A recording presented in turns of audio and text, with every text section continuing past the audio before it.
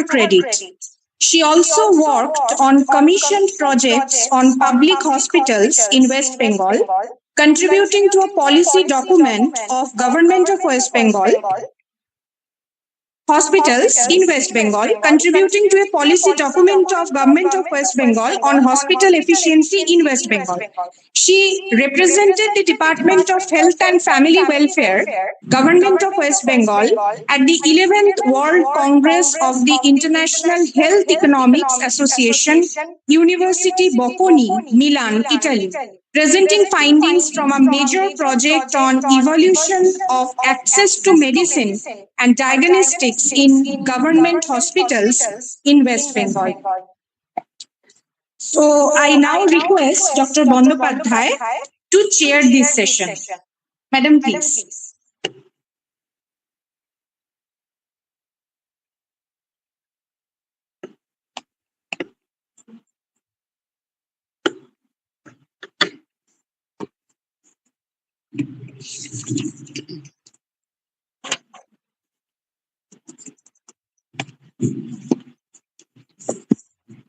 Thank you, Moshmi, for this kind words. In our second plenary session, we have only one speaker, Professor Koshijit Dotto, Associate Professor at Symbiosis Center for Media and Communication, Symbiosis University, Pune. Professor Dotto is a part of the Board of Directors of the Posthuman Lab Canada, the editorial board of the journal Studies in the Fantastic, published by the University of Tampa Press, and Vulnerability Studies Network, University of Hyderabad. To support the uninterrupted growth of academicians and aspiring scholars, he runs an independent YouTube channel that houses conversations with some of the most renowned theorists and authors across the globe. Today, he will be talking on gig workers, algorithm, and the disappearance of bodies. Now, the title itself seems very interesting. We are all eager to learn what he will be talking about. So, without much delay, I would request Professor Dotto to give his speech. Thank you so much, Professor. Am I audible? Am I audible to everyone? Yeah, okay, great. So I would like to thank the organizers and, of course, Rick for contacting me. We go a long way together, I think 10 years back or more than that. So the title of my paper, I've kept it as Gig Workers, Algorithm and Disappearance of Bodies. You can understand by the title itself that it talks about how algorithm leads to a kind of dilution of bodies, a kind of desensitization. And of course, can I also have everything else on mute because it's probably having a feedback. Yeah, thanks. So my paper argues that gig work, structured through algorithms, ratings, speed, time metrics, performance indicators, and enforced politeness, systematically transforms workers into data points rather than lived bodies. That's the crux of my paper, right? And I would also want to end the paper with a kind of a reference to plasticity, how these bodies are also plastic bodies. So I'll take roughly around 20-25 minutes, and maybe we'll have 5 minutes or so, 7 minutes for questions maybe. So the workers' presence, the gig workers' presence, is no longer grounded in physical interaction or social context, but is instead flattened into quantifiable categories and evaluative scores. In such a system, the body becomes secondary, visible. Ma'am, can someone mute the channel because the feedback?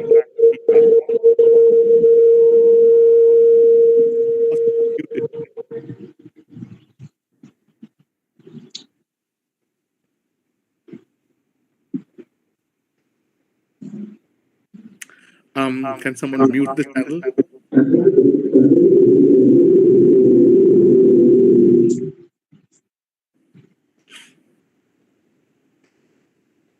Yeah, thank you. Yeah, thank you.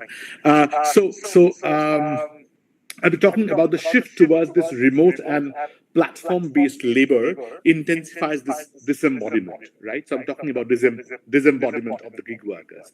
So gig workers often operate in isolation, cut off from stable social networks, collective bargaining structures, and the possibility of unionization. I'll be talking about all these, bit by bit, maybe as I progress. So the absence of shared workplaces and routine interactions deprives them of effective exchanges, touch, conversation, and communal rhythms that usually anchor a sense of self. Consequently, their laboring bodies are rendered socially invisible, existing in dispersed and fragmented temporalities dictated by platform demands. So we all know this. But let's do a little bit of, checking on the reality of the gig worker, the gig worker system. Currently, the umbrella definition of modern gig workers, which you would already be knowing, includes many, including workers who use digital platforms or smartphone applications to facilitate gig work, tasks performed for pay, multiple job holders, or workers with non-standard part-time work. Through platforms, gig workers are engaged in different types of services such as home repair, food delivery, and care work. In the gig economy, though gig workers lack immediate human supervision, however, there are several intrinsic, which is autonomy, and extrinsic, which is finance, motivating factors that engage individuals in gig work. These on-demand workers are extrinsically motivated to earn supplementary income and prefer informal and contractual-based work relationships. Precarious working conditions are identified. We all know about the precarity of the working conditions, but nevertheless, just to recount it one more time, are identified by irregular working hours, job insecurity, short contact assignments, lack of resources related to financial assistance, recognition, superior support, leave, communication, and colleague support increase the risk of burnout, leading to reduced well-being. In the context of gig workers, poor working conditions, lack of socialization, lack of job security, no bargaining power, alienation, and contractual agreements lead to higher levels of stress and discomfort. Eventually, this translates to reduced well-being in the form of anxiety, depression, and often insomnia. Despite autonomy and flexibility, gig workers face work pressure, high workload, and social isolation. So we'll be talking a little bit also on social isolation in a while. Algorithmic management can be a major cause of stress among gig workers. According to ILO, International Labour Organization, 2018, gig jobs include employing workers as independent contractors of some kind, hiring them on a temporary or fixed-term basis. It drives the economic expansion by creating jobs, boosting digital adoption, fostering entrepreneurship, and allowing businesses to scale more efficiently by reducing traditional employment costs. This model helps to formalize the economic activity, increases tax revenue, and integrates more workers into the economy. So that's the good side, perhaps, especially those from marginalized groups. As per a report by World Bank in 2024, the gig economy is vast with a total of 545 million online gig work platforms across the globe, with workers and clients located in 186 countries. Additionally, online gig work is accounting for up to 12% of the global labor force currently, and is a rising source of income for millions. Nowadays, a lot of gig workers operate as frontline employees in a variety of businesses with clients who remain at home. These workers have no financial security nets as compared to permanent employees. Now, we're coming to the issues now. So these jobs are lacking transparency, having work conditions that are always changing, and little capacity to interact with employees one-on-one or collectively in an efficient manner to settle disputes or negotiate. To escape the legal formalities and duties, these organizations have shifted all responsibilities onto workers. platform workers can now be intervened in more ways and more frequently due to algorithmic worker management, which can also lead to circumstances of dominance. By using algorithmic management techniques, platforms are transforming the workplace.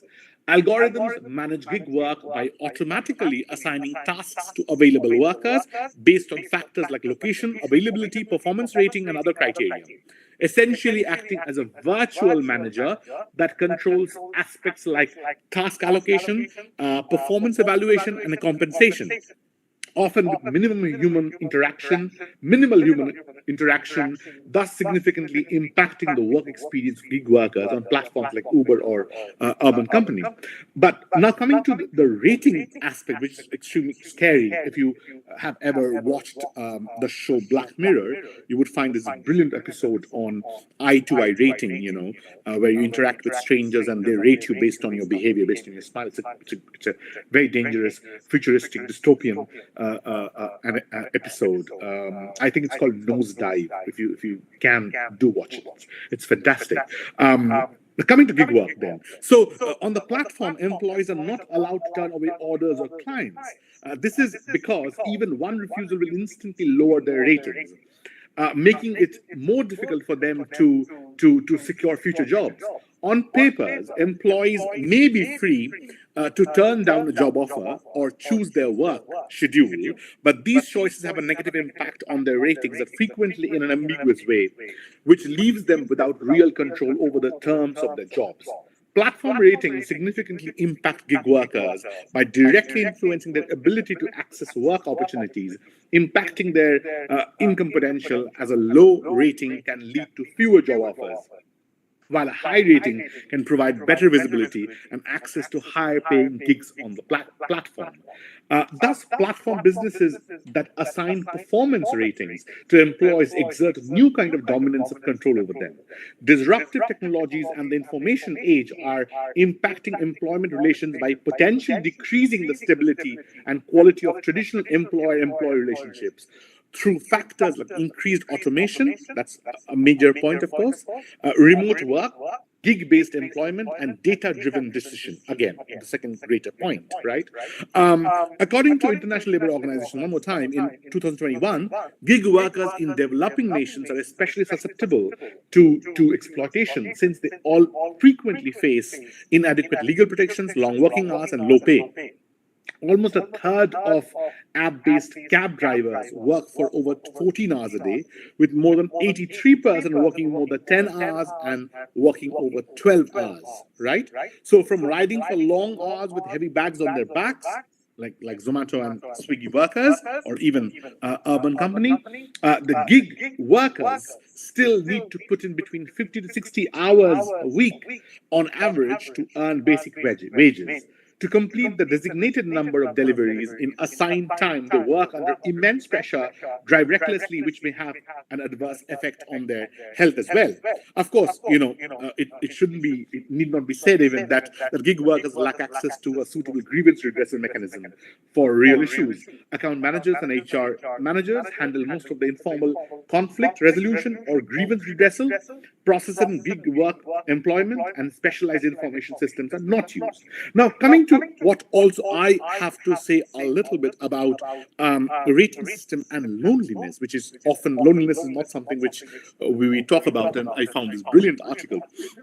And loneliness, and I thought to talk a little bit about it before shifting to my argument on the entire aspect of disembodiment and plasticity. So we know that these gig platforms allow customers to give reviews in the form of textual comments or star ratings or both. So these texts and ratings provide stimuli that can affect a gig worker's response. One of the differentiating factors of gig work is the platform-based rating system.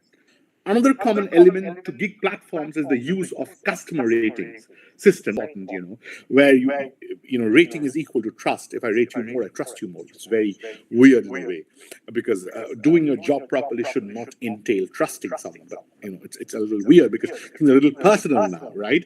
You let an Urban Company person come into your home, into your household, right? And then if he returns without stealing something, perhaps you give him a higher rating, and that includes a kind of trust you have. That you can call this employee one more time. And there is in urban company the aspect of the criteria of repeating an employee, right? So that's crazy almost. So employees serve a range of client segments by performing several tasks throughout, producing a variety of metrics that are reported, including ratings and the quality of previous jobs finished. Customers can reject their work through the rating system, where a low rating signifies dissatisfaction. Now, despite the absence of an identifiable employment relationships, intermediary firms nevertheless design and implement a variety of activities, including performance management and customers appraising gig workers' performance. Algorithms causing the deactivation of less performing gig workers. That's also dangerous, actually. And workers provided with prescribed ways to work and restricted levels of autonomy. One thing that's very, very important, and I think it's also helping the capitalist system, which is, the traditional mechanisms of unionization and collective bargaining are weakened by digitally mediated relationships in the platform economy. So we all know that another major thread posed toward the gig economy workers is the inability to form a trade union, let alone to establish collective bargaining. So in fact, they're viewed as independent contractors, which I find very interesting, and of course, a complete win-win situation for the employers, so to say. So workers' willingness to collectivize is hampered by their geographical dispersion, right? So everybody is everywhere else, right? So lack of shared workplace and non-cooperative nature of workers, which promotes competition over cooperation. Furthermore, because workers self-identify as autonomous agents and micro-entrepreneurs, their diverse perspectives on their vocation, legal and socioeconomic identities also affect their potential for collectivization, right? So many prioritize income maximization over teamwork and social cohesion in enhancing working circumstances. The urban firm has deprived workers of their choice and consent by automating the assignment of tasks. Women gig workers in Telangana charged urban company of wages theft, wrongful terminations, and unfair labor practices nearly a year ago. I quickly call attention to also this underappreciated, aspect of loneliness, as I was talking about a while back, which is also kind of barrier to socialization. There's this kind of dispersion, this kind of not being in one place. It's also a barrier to socialization for low-income workers. And the desocialization of work, driven in large part by changes in the structure of low-income work and developments in workplace technology. So what I'm arguing here is that work is an essential site of social connection. We all know this, right? Right now, you guys or people, students, colleagues are in a place, kind of collective, a kind of unity you're experiencing, right? Which I am detached from. I would have loved to be there, right? So I think, though our situation is one of privilege, but think about this kind of low-income work group that have been stripped away of the social benefits of work, right? So let us focus on the rise of platform gig work, the de-skilling that has resulted from the deployment of automation and artificial intelligence, and the adoption of employee efficiency monitoring technology. So everything is handled by algorithms, everything is handled automatically by these applications, and you are not supposed to talk to each other as if you're not supposed to, unite, even smoke a cigarette together, which we do find sometimes, it used to be near Park Circus, if people know, in Calcutta, they would all come together, smoke a cigarette and maybe talk for chat for half an hour and then leave again, right? Because they've delivered on time. So working together involves being part of a project of collective agency. Community at work can come with the special bonus of joint accomplishment resulting from joint sustained effort. Work is one of the few places where individuals regularly create products together and can take joint pride in what they have produced. But of course, post-COVID pandemic, we all know what has happened is that it almost 25% of remote employees experience daily loneliness, compared to 16% of fully on-site employees. In fact, remote workers report feeling lonely 98% more than those who work in person full time, and 179% more than hybrid employees. Crazy numbers, right? Now, coming to what I also think is the crux of my paper, right? Which is this kind of affective labor. What is affective labor? This continuous good behavior, this smiling, this over politeness. I sometimes call these urban company people, workers, to my home, right, in Pune, where I stay. And it gets on my nerves, this kind of this tyranny of positivity, that they look at my hand and say, oh, I've never seen a hand so symmetrical. Oh, you maintain yourself so well. And that's all lies. I know that, okay? Because they're doing the hard work. They're doing the hard work of fixing my body, right?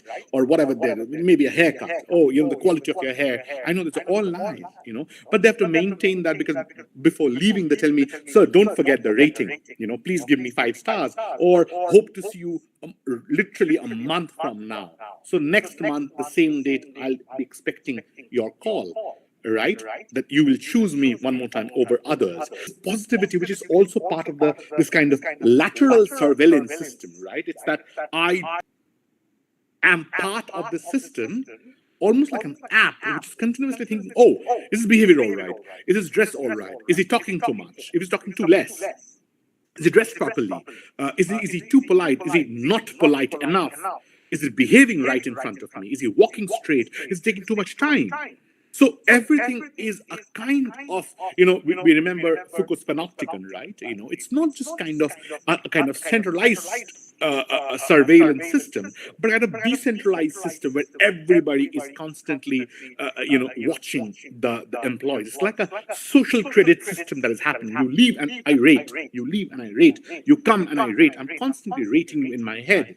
So it's a kind of, behavior oblique punishment, or behavior, good behavior equal to no punishment. It's almost like that, right? So what we are looking at is a kind of contemporary techno-capitalism, right?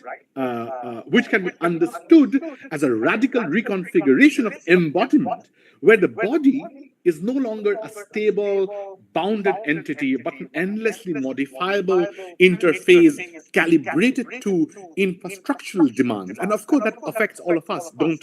Let's not think that technology is something which only affects, the gig workers. Of course, it affects all of us. What I'm trying to say is what technology does to the gig workers or the working system itself is it puts the body under a microscope, constantly challenging it, constantly molding it behind an image, constantly molding it behind a name, sometimes an identity. I don't know. We know, right? We know how we react sometimes, or how many people react sometimes, if the person assigned is from a particular community, is from a particular caste, right? There's automatically something in our head. So what is the person hiding behind is also questioned, right? So I think technology and these apps put these bodies, these gig workers' bodies, in a kind of constant, virtually performative pressure. You're performing, but you're virtually performing. You're performing for a machine rather than for a human, I feel. So they construct these new ontologies of embodiment, which is data bodies, rhythmic bodies. So let us emphasize a little on touch, affect, interaction, arguing that these digital bodies emerge through interfaces and sensory feedback systems, right? So I want to bring the aspect of plasticity or plastic bodies that bring our attention to the capacity of bodies, right, that are shaped, reshaped, and reconfigured. Now, of course, if you look at what Catherine Malabou says about plasticity, she says that plasticity to receive form, let's say if I'm a plastic body, I can receive form, give form, or destroy form, right? Plasticity gives forms to bodies, receives away, sometimes destroys form. I suggest that by giving form, these apps, by giving form to, or let's say deform, I don't know if that can be used as a noun, but by giving kind of deform to these bodies, the gig workers' bodies are simultaneously destroyed. So they give you a form, you're a name, your number, you are a rating. So they give something to the body, but by giving those things to the body, they also destroy the body. They also turn the body into a kind of plastic body, but a plastic body which is not in their own control. It is given up to the consumer. It is given up to the employer. That's what I'm trying to say as well here. So we hardly see them as beings of flesh, blood, and exhaustion, right? So I last remember the guy who came to my home, right, for this haircut, and it was his rosa. He was hungry, and it would go on till he can't have food before sundown. So I asked him, what about your lunch? And he said, of course my rosa is going on. And I said, okay, so how do you work right now? So he said, yeah, I'll travel again 10 kilometers down to another place, and then have one job and one more job, and then maybe I'll get to come back home. So I realized what he was saying, but the kind of exhaustion that was also happening inside his body, and with that exhaustion, he was maintaining this kind of extreme politeness, which sometimes unsettles you, right? So I remember I was observing him while he was packing his stuff. And he said, he was so apologetic, and he said, I'm almost done. I'll leave soon. I said, no, please take your time. Switch on the fan, take your time, just be okay. But of course, this random act of kindness doesn't help, of course. So rather, my contention is that these gig workers are tools or instruments assigned with the sole purpose of ending a specific job at hand. That's all they are, right? Not flesh bodies, not bodies suffering exhaustion, right? And then, of course, they vanish into anonymity. So in our digital culture, their bodies are continuously remade through codes, images, and platforms. I'll quickly wrap my paper here, wrap my argument. It's not a fully formed paper. So I'm trying to say that these gig workers have a mediated identity modulated by algorithmic visibility. So we can see how the bodies of gig workers are rendered plastically responsive to the exigencies, urgent needs of platforms, right? So, however, this plasticity is asymmetrical. Why is it asymmetrical? Because while workers must continually reshape themselves, their sleep cycles, gestures, speech patterns, emotional registers, the systems that demand such transformations remain rigid, opaque, and non-negotiable, right? You can't change the app, right? You can't challenge the app. The app functions on its own. The worker has to mold its body according to the app, right? So at the same time, this plasticization entails a paradoxical loss of agency. The more the body becomes adaptable, the less it belongs to itself. Workers must internalize algorithmic rhythms, anticipating demand surges, adjusting bodily needs, is particularly acute in forms of labor mediated by screens and apps, where the body is both hyper present as laboring capacity and strangely absent as lived sensuous experience. The digital interface reduces workers to avatars, ratings, and feedback loops, flattened representations that erase the thickness of embodied life. In this sense, plasticity also involves a kind of disembodiment. The body is stretched across networks but emptied of subjective depth. The body light of production. It becomes a medium continuously reshaped by technological, economic, and affective forces. Flexible, of course, yes, but also fragmented, exhausted, and perpetually unfinished. Thank you so much for your patience.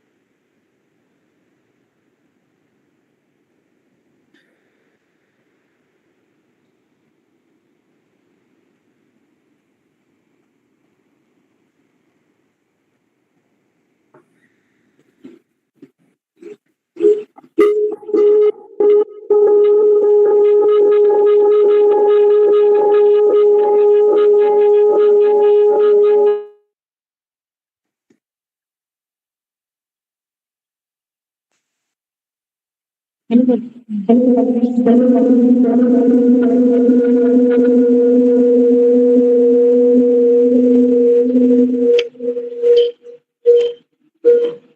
you, Professor Dotto. We heard beautiful deliberation from Professor Dotto. He explained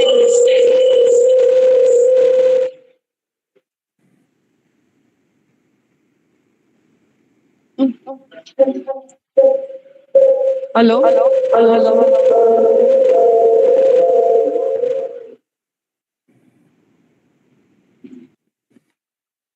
Sorry about that.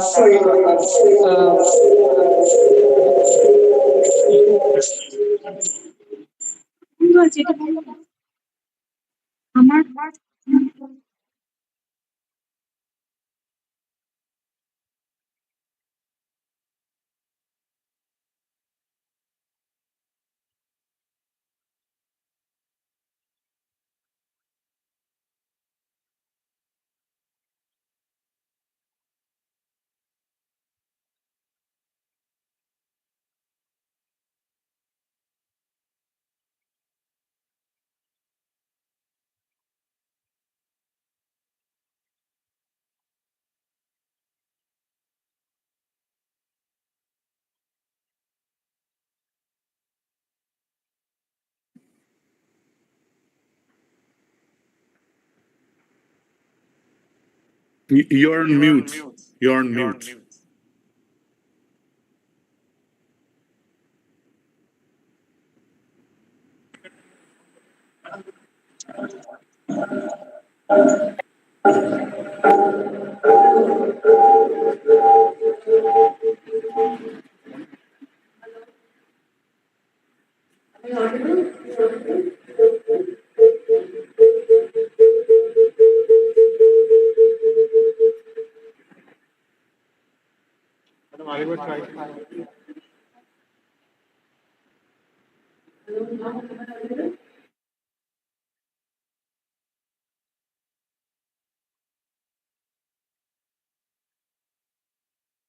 Your window is still on mute.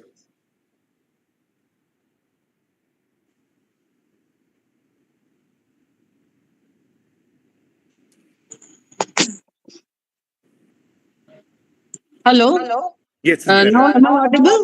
yes. Okay. Okay. Thank you so much. Thank you. So we heard the speech from Professor Dotto, and he explained beautifully how the gig workers gradually and systematically are transformed into rather data points than live entities, and how this social isolation hinders them from social network, reduces the possibility of unionization. So this concept of isolation is truly creepy. Enjoyed, and it was very interesting. So with this, we end this second plenary session. I